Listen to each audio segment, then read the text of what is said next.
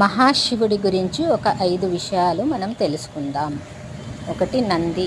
ఇది శివుని యొక్క వాహనం. ఇంకా చెప్పాలంటే ఇతన్ని ద్వారపాలకుడు అని కూడా అంటారు.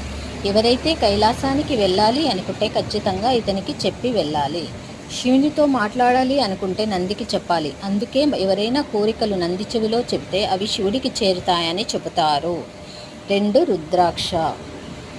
రుద్ర అంటే శివుడు, అక్ష అంటే కన్నులు. శివుని యొక్క కన్నీళ్ళ నుండి ఏర్పడేదే రుద్రాక్ష. 3, పాము. శివుని మెడలో ఈ పాము 3 చుట్లు చుట్టుకొని ఉంటుంది. ఆ చుట్లు అనేవి భూత, వర్తమాన, భవిష్యత్తు కాలాలను తెలియజేస్తాయి. 4, మూడో కన్ను. ఇది శివుని యొక్క కోపాన్ని తెలియజేస్తుంది.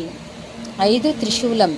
దీనికి 3 కోణాలు ఉంటాయి. కోరికలు, చర్య, జ్ఞానాన్ని తెలియచేస్తుంది.